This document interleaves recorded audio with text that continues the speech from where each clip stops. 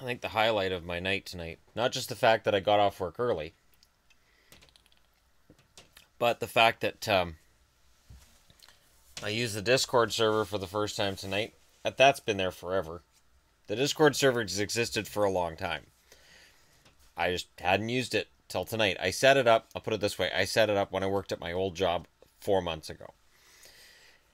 That's how long that Discord server's been sitting there empty. I also want to mention, in case I didn't mention previously, I will be signing up on Podbean for a podcast. I'm just waiting for some cash. I think I mentioned that during the live stream last night. So tonight I worked. Tomorrow I work till 8:15 my time, 11:15 for those on the East Coast, and just middle of the night for those of you in Europe.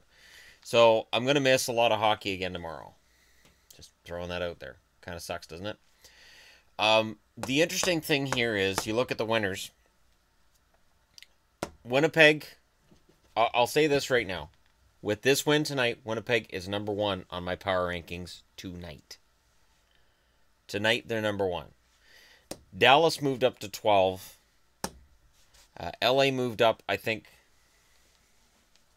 Yeah, they moved up to 8th on my power rankings with the win tonight. Vegas moved up 1 to 16th. It's harder to move up in those top 10 rankings, so I'm just going to go ahead and throw that out there. They move up 2 spots by virtue of this win. Colorado coming into this game had been playing okay. They hadn't been playing badly. And they did this with, it was Lettinen in net, and he had 25 saves on 27 shots. Both Bernier and Varlamov were utilized by Colorado. And you have to wonder, is Colorado's fall... I don't think they'll drop as far as they did last year because they can't. They're sitting right now with 26 points. So to end up with 48, they'd need 22 for the rest of the season. It'd be colossally bad. That'd be 11 wins the rest of the year. So they can't be as bad as they were last year, but that's little consolation to Avalanche fans. The interesting one to me is Chicago. So with a 3-1 win, LA wins I believe it's their 6th. They're 5th. They're 5th in a row. Them and Dallas both have 5-game winning streaks. Chicago's lost 4 in a row. You could look at Crawford and say, well, if Crawford was in net, maybe it would have been different. The problem is Forsberg's not the problem. When you're not scoring goals, you can't look at your goaltender and say, well, that's the problem. No, when you're not scoring goals, that's the issue.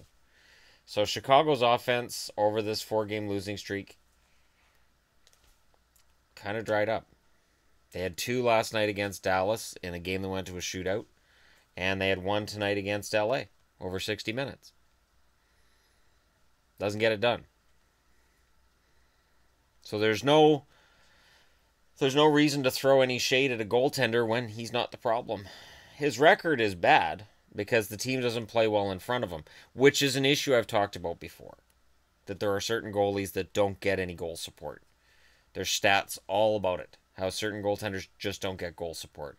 You can debate why, whether a team's more tense playing in front of certain goalies. Maybe they don't feel like they can take those chances because they don't trust that their goaltender's going to make the save. But either way.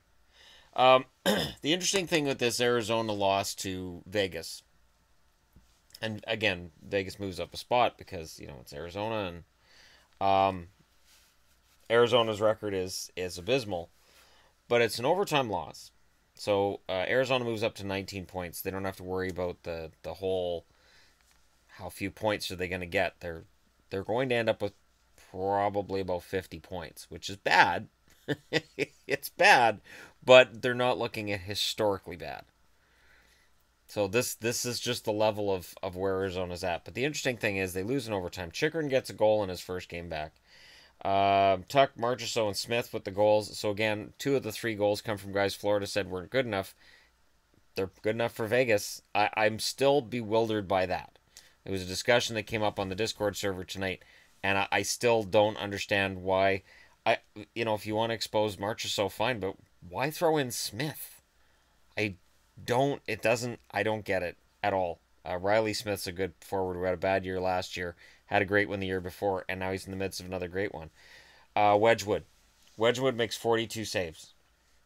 Wedgwood's been quite the story for Arizona, and because it's Arizona, it's going to get swept under the carpet. But Wedgwood's actually played pretty well, considering the situation the team's in, and the effort is still there.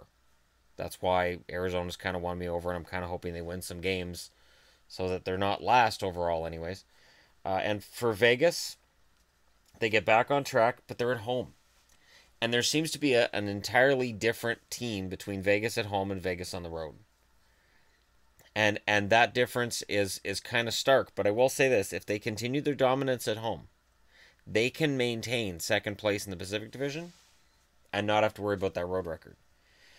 If you get home ice in the first round of the playoffs, you win at home, you win the series. Doesn't matter what happens on the road. As long as you win your 4 at home, doesn't matter what happens on the road. So, in terms of the winners tonight, dominance by Winnipeg at both ends of the ice. Dominance by Dallas. Dallas fans, and I've picked up a few along the way. Dallas fans have asked, about my criticism with Dallas, so I have no problem going into that. I intend to do a video tomorrow before I go to work, or after, depending on timing and whatnot. I want to do a video on Dallas, on why they still make me nervous, and which external factors bother me. It's not just Dallas. There's other just external things I look at and say, oh crap. So there's a lot of reasons why I'm guardedly optimistic with Dallas. This has been a nice run for them. A 7-2 blowout. This is the kind of game they need. Let me just take a quick look. So Ritchie with 2, Sagan with 2, Shore, Pattern, and Spezza. Good. Outside of Sagan, those are all guys that needed to get on the board. I would hope for a goal by Jamel Smith, but I'll take that. I'd like to see a goal by Alexiak too, because it'd be nice to see him on the board if he's playing. Last I saw, Honka was up. I don't know who played in this game, if Honka played or Alexiak's out. Like I said, I have stuff to talk about with Dallas, and I have no problem talking about it. Why my optimism with Dallas is guarded. Like I said, tonight they move up to 12th on my power rankings, but I'm still guardedly optimistic. It's one of those things. And it probably is because I'm a fan of the team. This is probably a matter of, because I cheer for this team, I've seen 2 teams win Stanley Cups in 35 years that I cheer for. These guys in 99 and the Bruins in 2011. Outside of that, I got nothing. So maybe because 33 out of 35 times, even though I cheer for 3 teams, 33 times out of 35 times, I've been disappointed at the end of the season. Universally disappointed. I have a hard time being optimistic. That is definitely a part of it. That then all these years watching hockey, my teams don't win Stanley Cups. If you're a Blackhawks fan and you've had that feeling of watching a team win repeated Stanley Cups, I don't know how that feels. I thought when Dallas went back to the final in 2000 against New Jersey that it would happen, and it didn't. They got close, and it just didn't happen. I thought 2013, Boston got back to the final. I thought maybe I'll feel... Nope, Chicago shut them down. So that's why I have a guarded optimism here. My feelings towards Winnipeg are, it continues to be, I hope they're not peaking too soon. I hope this isn't a situation where they're getting all these things bouncing their way, everything's going great, and that later on, in January and February, that crash is going to hit. Most teams go through it. Hellebuck only needed to make 21 saves for the shutout. I noticed at one point in the game, I was watching the live ticker on the NHL app on my phone, and the shots were 22-5 in favor of Winnipeg. That is a colossal no-show. I'm pretty sure it said the second period. So that's a colossal no-show by Ottawa. That is complete and total domination by Winnipeg. And again, we're starting to get a separation between the haves and the have-nots. And I'm starting to wonder if we're going to see like 80s-style point differences between the teams at the top and the teams at the bottom this year. Because there really seems to be a huge divide showing. Some of these teams that are at the bottom, whether it's Arizona, it's becoming Ottawa, Buffalo, Philly, It's bad. It's really, really bad. So for Ottawa, they've now lost 8 of 9, I believe it is. It's another pointless game for Duchesne, who I think now has 2 points in 11 games, or 2 points in 11 games now, I think, for Ottawa. This is definitely becoming a deal. This is definitely becoming an issue. And even if he's, learning new systems, or he'll get it figured out, I don't know. It's a challenge for him. It's clearly a challenge for him, and it's a challenge for Ottawa, because right now they look like a bottom feeder, and they look like a team that has no intention of making the playoffs. Because looking past this season, remember, Karlsson's up next year. Does Karlsson look at where this team is right now and say, I want to stay here long term? Does he look at how Turris was pitched off to bring in Duchesne, how they wouldn't give Turris the money that he felt he wanted and got immediately from Nashville? Do you think that resonated a little bit with Karlsson? He's not going to say it publicly. But what if it did? What if Karlsson's already like, you know what? I'll play this out. Hopefully things turn around. But if things are like this a year and a half from now, I'm done. Drew Doughty is a free agent the summer of 2019. But with the way LA's playing, he's going to want to stay there. Might even give them a little bit of a discount to stay there if they're in a contending position. He's that kind of a guy. Karlsson may give somebody a discount because he wants to play on a contender. With the health issues that Karlsson's going through right now, he's on the verge of a Bobby Orr type ending. Bobby Orr was the greatest player to ever play that I never saw. And it's sad, but shortly before I started watching hockey, his knees were done. Karlsson's been playing hurt all year. Karlsson got hurt last year and wasn't right in the playoffs. Karlsson's been playing with an injury for months. How long does he really have left? It's a valid question. Only he knows the answer. And that answer might be the reason that he says, I can't stay in Ottawa. So Ottawa's a team that has to win now, and they're not winning.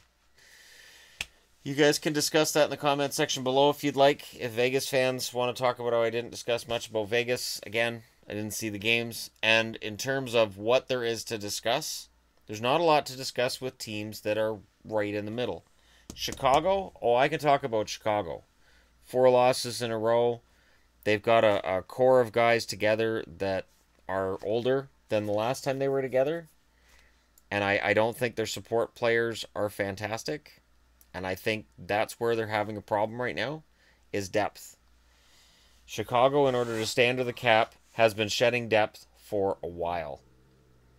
And this shedding depth is finally catching up to them. But we'll discuss that another time. For tonight and for now, this is the end of this. It's the end of that. Let me know what you guys think in the comment section below, which results surprised you the most. And for those of you guys who talked to me in the Discord server, it was fun. I like doing that because it gives me a more personal connection with subscribers.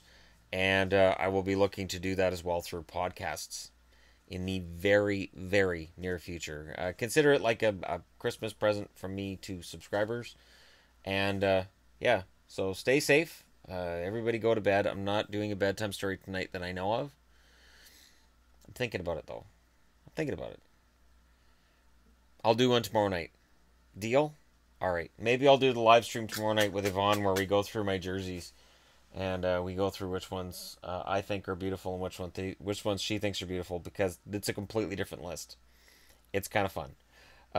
So I'll do that tomorrow night, and I'll talk to you then. But for tonight, I'm done. Like and subscribe if you're browsing your way through, and I'll talk to you again soon.